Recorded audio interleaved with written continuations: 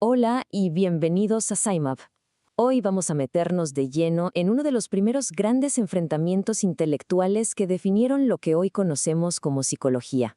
Fue literalmente una batalla por el alma y el futuro de esta ciencia. Parece una pregunta simple, ¿a que sí? Pues a principios del siglo XX esta cuestión fundamental partió en dos a la psicología que estaban haciendo en Estados Unidos. Y no era una simple discusión teórica, ¿eh? Fue el epicentro de un choque de trenes, de dos visiones totalmente opuestas sobre qué debía ser la psicología. A ver, para que se hagan una idea del contexto, imaginen a Estados Unidos en plena era progresista, un país que buscaba soluciones y progreso a través de los expertos. En ese ambiente, la psicología tenía que demostrar su valía, que era una ciencia legítima y sobre todo útil. Pero claro, la pregunta del millón era, ¿cómo? El camino no fue nada fácil y, como se imaginan, provocó una controversia de las buenas. Y aquí es donde entra en escena el psicólogo británico Edward Titchener. Fue él quien, en medio de todo este debate, les puso nombre a los dos bandos. Así que, sin más, vamos a conocer al primer contendiente en este ring intelectual. A la cabeza, el propio Titchener. El estructuralismo tenía una misión, casi una obsesión, diría yo, crear una psicología pura. Quería que fuera una ciencia de laboratorio, tan rigurosa y respetada como la física o la biología, centrada única y exclusivamente en analizar la mente. La pregunta que le quitaba el sueño a Titchener era, ¿qué hay exactamente dentro de la mente? Su idea era bastante lógica si lo piensan. Si un anatomista desarma un cuerpo para entender su estructura, pues un psicólogo debería poder desarmar la conciencia en sus piezas más básicas para entender cómo funciona el conjunto. Y esa cita, lo deja clarísimo. Su método era la introspección. Pero ojo, no era sentarse a pensar en tus cosas, para nada. Era un proceso súper controlado en un laboratorio. Sus sujetos eran casi como instrumentos de medición humanos, súper entrenados para describir su experiencia de la forma más objetiva posible sin contaminarla con interpretaciones.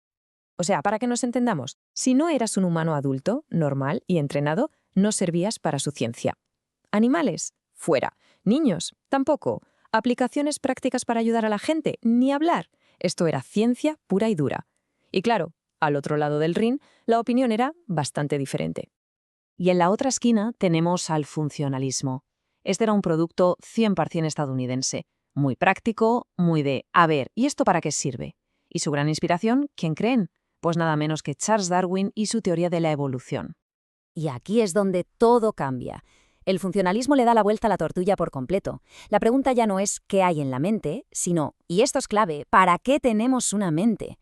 El foco pasa de la foto fija de la estructura a la película en movimiento de su función para adaptarnos y sobrevivir. Como ven, el funcionalismo era básicamente el antiestructuralismo, su némesis. ¿Que Titchener era exclusivo? Pues el funcionalismo era súper inclusivo. ¿Que el otro era teórico y puro? Pues este era práctico y aplicado. Abría las puertas de par en par a todo lo que el estructuralismo había dejado fuera. Animales, niños, personas con problemas, todo valía. Y que no se piensen que esto era solo una discusión teórica en una revista científica. Que va, la cosa explotó, y lo hizo en público.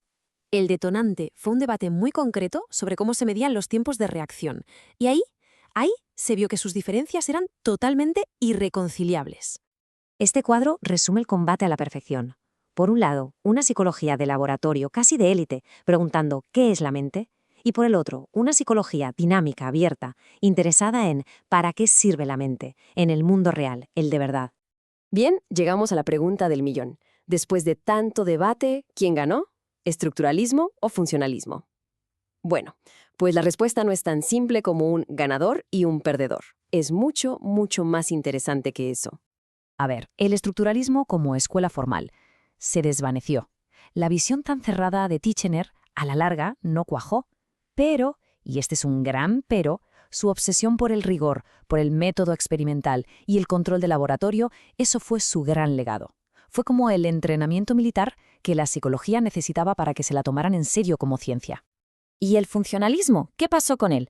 Pues, aunque nunca fue una escuela con carné y reglas fijas, su espíritu, ese sí que ganó la batalla. Esa mentalidad práctica y abierta es la que dio origen a casi toda la psicología aplicada que conocemos hoy, la que se usa en colegios, en empresas, en terapia. Y un dato curioso, de las filas funcionalistas salió nada más y nada menos que John B. Watson, el padre del conductismo, que sería la siguiente gran revolución.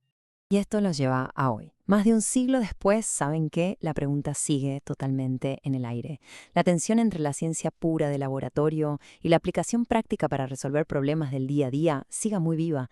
Y quizá, solo quizá, es ese debate constante, esa batalla que empezó hace tanto tiempo, lo que mantiene la psicología avanzando y nos deja con una pregunta final. ¿Para qué queremos realmente entender la mente humana?